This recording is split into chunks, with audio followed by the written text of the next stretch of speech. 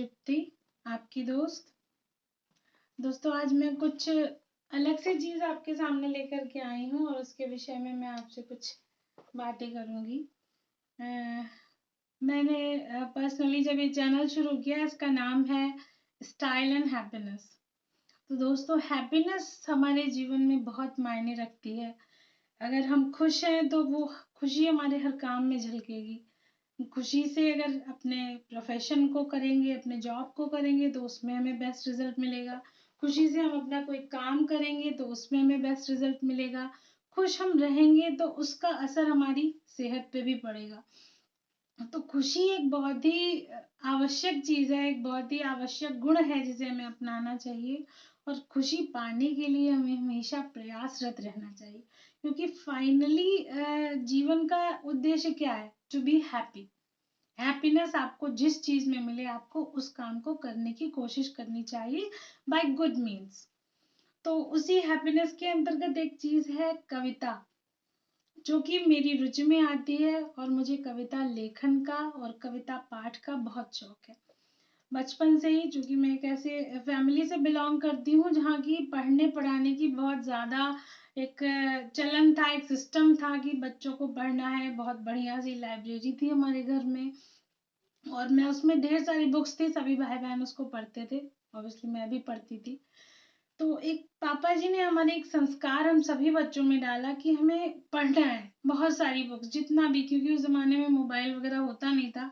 आजकल बच्चे mobile use करते हैं, इतनी सारी चीजें अवेलेबल हैं, उनके सामने सोशल मीडिया है एंड एवरीथिंग है। उन्हें चाहिए कोई चीज तो एक क्लिक पे मिल जाती है। लेकिन हम लोग के टाइम पे ये चीजें पुस्तकों से ही हमें मिलती थी। तो उन पुस्तकों के साथ जो हमारा समय बीतता था, जो अनुभव था, वो बहुत ही अद्भुत था, बहुत ही अभूतपूर्व था। और उनसे जो हमने सीखा, पुस्तकों से जो हमने सीखा, उन चीजों ने हमारे जीवन को दिशा दी और जीवन को बदला। तो पुस्तकें बहुमूल्य होती हैं और उनका हमारे जीवन में बहुत ही विशेष महत्व होता है मित्रों। तो जैसा कि मैंने बताया, कविता मुझे पढ़ने का शौक है। तो जब मैं छोटी थी तब मैंने एक पुस्तक पढ़ी थी, रश्मि रथी। आप में से बहुत लोगों ने पढ़ी होगी। ये रामधारी सिंह दिनकर जी की रचना है और खंड काव्य के रूप में इसको हम लोग पढ़ते हैं। तो रश्मि रथी के अंतर्गत कर्ण के बारे में इन्होंने कहा है। रश्मि माने सूर्य, सॉरी, रश्मि माने किरणें और रथी माने सवार। तो दोस्तों, रश्मि रथी का अर्थ है सूर्य किरण रथ का सवार। इसमें कर्ण के बारे में बताया गया है। कर्ण महादानी कर्ण के रूप में प्रसिद्ध है। आपको मालूम है कि वो पांडवों का भाई था, पांडवों का अग्रज था, सबसे बड़ा भाई था। लेकिन चूंकि उसके जन्म का विवरण स्पष्ट नहीं था, अतः उसे हमेशा समाज से एक अवहेलना का सामना करना पड़ा, एक अपमान का सामना करना पड़ा। तो रश्मि रथी का मूल उद्देश्य ये भी है कि जन्म के आधार पे नहीं, कर्म के आधार पे किसी व्यक्ति को पहचाना जाना चाहिए और जन्म के आधार पे किसी भी कर्मशील व्यक्ति को अपमानित नहीं किया जाना चाहिए समाज के द्वारा।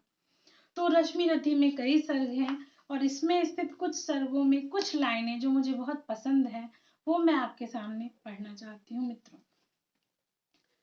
नहीं फूलते कुसुम मात्र राजाओं के उपवन में, अमित वार खिलते वे पुर से दूर कुंज कानन में। समझे कौन रहस्य प्रकृति का बड़ा अनोखा हाल, गुदड़ी में रखती चुन चुन कर बड़े कीमती लाल। स्पष्ट है मित्रों कि कौन कहाँ जन्म लेगा, कोई इसका अनुमान नहीं लगा सकता। कई बार ऐसे परिवारों से भी ऐसे बच्चे निकल करके आते हैं जिनको कि हम देखते रह जाते हैं, और ये आज के सामाजिक परिप्रेक्ष्य में भी आप देख सकते हैं हर जगह। और ये कर्ण की पीड़ा को इन्होंने बताया है। जाति हाय री जाति, कर्ण का हृदय क्षोभ से डोला, कुपित सूर्य की ओर देख यह वीर क्रोध से बोला। जाति जाति रटते जिनकी पूंजी केवल पाखंड, मैं क्या जानू जाति, जाति मेरे हैं ये भुजदंड। ऊपर सिर पर कनक छत्र, भीतर काले के काले, शर्माते नहीं जगत में जाति पूछने वाले। सूत पुत्र हूं मैं लेकिन थे पिता पार्थ के कौन, साहस हो तो कहो ग्लानि से रह जाओ मत मौन। जब जाति के बारे में बार बार कर्ण को अपमान सहना पड़ता था तो उसके हृदय से ये उद्गार निकलते थे, पूछो मेरी जाति, शक्ति हो तो मेरे भुजबल से, रवि समाज दीपित ललाट से और कवच कुंडल से, पढ़ो उसे जो झलक रहा है मुझमें तेज प्रकाश, मेरे रोम रोम में अंकित है मेरा इतिहास। मूल जानना बड़ा कठिन है नदियों का वीरों का, धनुष छोड़कर और गोत्र क्या होता रणधीरों का, पाते हैं सम्मान तपोबल से भूतल पर शूर, जाति जाति का शोर मचाते केवल कायर क्रूर। बहुत ही सुंदर पंक्तियां हैं, बहुत ही मन को मोह लेने वाली पंक्तियां हैं मित्रों। इस पुस्तक को मैं जब पढ़ती हूँ मैं इसमें खो जाती हूँ, और ये मतलब एक अलग ही अनोखी अभूतपूर्व पुस्तक है। आप इसे अवश्य पढ़ें यदि आपने इसे नहीं पढ़ा है।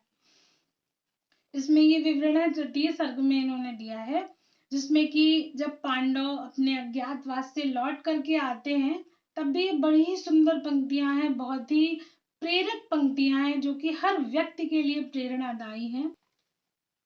हो गया पूर्ण अज्ञातवास, पांडव लौटे वन से साहस, पावक में कनक सदृश तपकर, वीरत्व लिए कुछ और प्रखर, नस नस में तेज प्रवाह लिए कुछ और नया उत्साह लिए।